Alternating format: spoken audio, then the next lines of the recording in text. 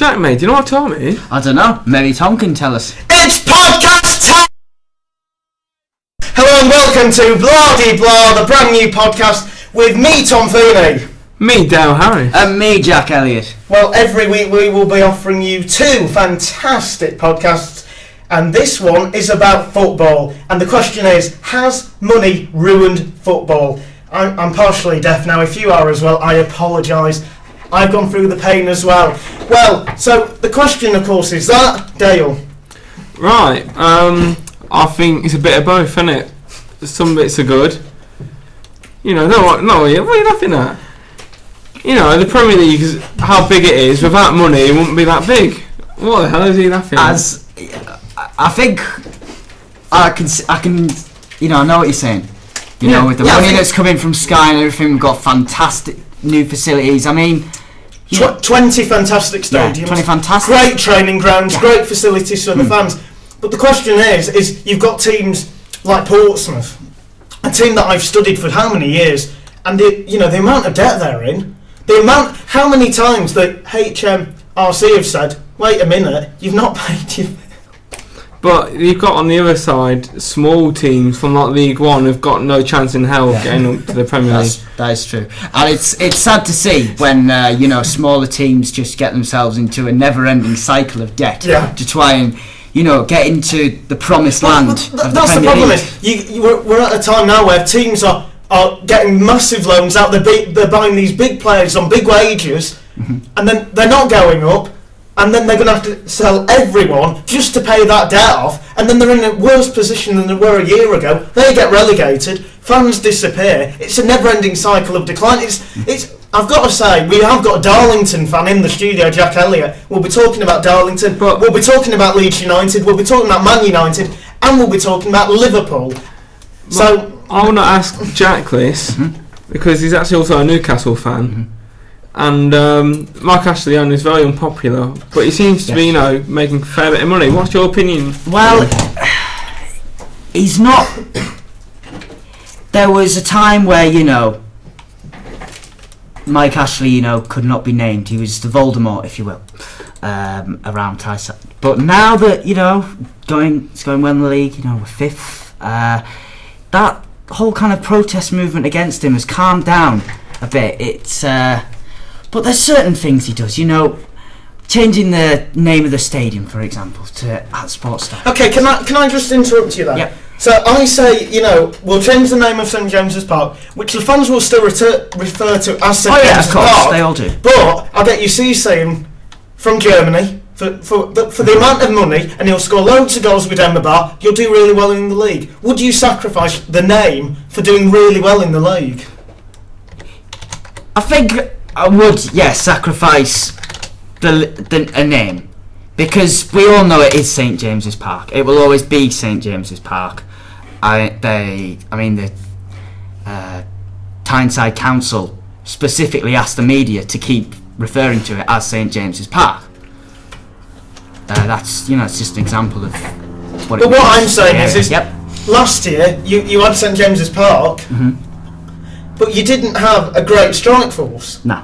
You could argue, you struggled for goals up front. You've now got Demba Ba and Papis Demba Cisse, the two Senegalese strikers. They're scoring you the goals. You're doing really well in the league. You're doing better than anyone expected. Let's face facts. I honestly think there isn't a Geordie out there, a Newcastle United fan, who thought that you'd be in contention for the Champions League. No. In February, the middle of February as well, may we add, So, go on, Jack. Well, I think this year has been, it's just been a roller coaster ride, and it's been a good one as well. But I think a lot of that's been down to the work of Alan Pardew, as opposed to, Mike Ashley. But he seems to be underrated, doesn't he? He did a good job at West Ham, good job at Southampton. Well, he did a fantastic job at Southampton. When he got sacked, I thought it was a joke. I honestly did. I couldn't believe he'd been sacked. I can understand that. And he's very underrated, Alan Pardew, for what he's done. West Ham, he took them up. He made them FA Cup final. He made them into a really good team. He was doing it with Southampton. And you could argue that Nigel Adkins has gone into Southampton with Alan Pardew's squad and taken them up and done really well in the Championship so far. Pardew laid the foundations for that Southampton team. Yeah. But do you honestly believe, though, that Mike Ashley has Newcastle United's best intentions at heart? No. He's got profit at heart. Profit at heart. Dale? Yeah, I'd agree with that. I mean, it's kind of a positive, though, isn't it?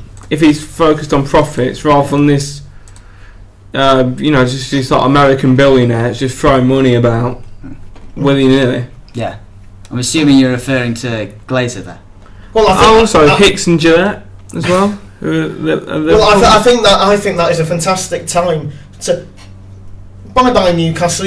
Fantastic talking about you. But now let's talk about Manchester United. And lads, you're going to ask me a few questions, I believe. So, as a Manchester United fan, yes. Do you still, were you a member of FC United? I beg your pardon. FC United. Oh, FC United. Oh, right.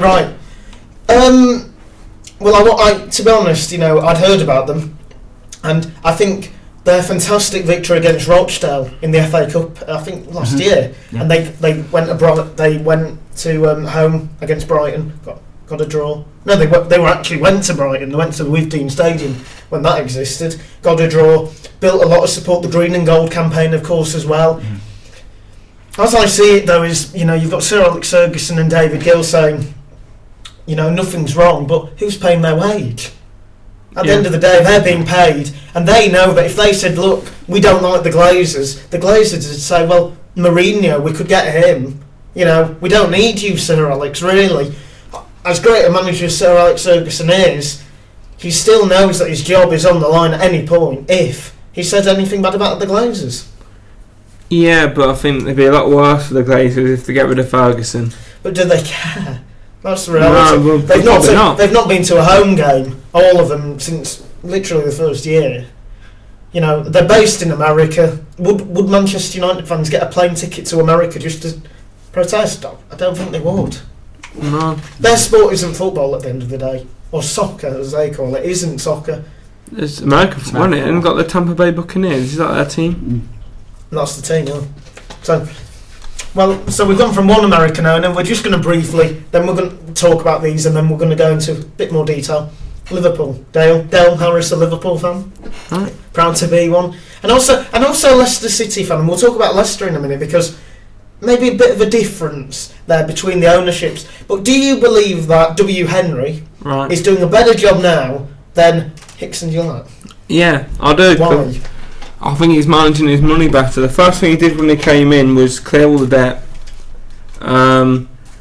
He gave Dalglish a certain amount to spend on players, but I've told you I don't think it was spent wisely. I certainly think he's got more. He knows how to run a business and run a club better than Hicks and Gillette. Yeah, I think that's a really good point. All right, well, so. But when you look at players like Stuart Downing, you paid 20 million for him. Yeah. You paid more for him than Man U did for Ashley Young, and at least Ashley Young made a bit of an impact at Man U, although he got injured. Well, they were after Young, but he chose United over Liverpool. Yeah, he did, didn't he? But I think this is a question: is you sold Torres for 50 million, made a brilliant profit on him, really, and then you bought Andy Carroll. Right. Yeah. Do you believe that it would have been, smarter for Liverpool to say, you know what, let's get somebody, maybe a Papis Dembele, a Demba Ba, somebody who you could get for 5 or 6 million, and then a 44 million to play with in the next transfer window instead, because Liverpool needed a few reinforcements. You said, during the January transfer window, they couldn't afford it because Henry had said, you spend all the money now in the summer, you don't get any, during January. Well, in hindsight, we could have waited till the summer. I think Aguero had a buyout contract. Yes, it could have gone for him. And Mata did as well. And both cases, they've gone to a Premier League club and done really well. And in both cases, both had said, if we get a Liverpool, fine. Yeah. They were. It wasn't like Liverpool had no chance of getting them. They had a chance. Instead, they went for British players, and I think that's an interesting point, is Aguero, Mata, both not from England. They went for Downing and Carroll, and in hindsight, you've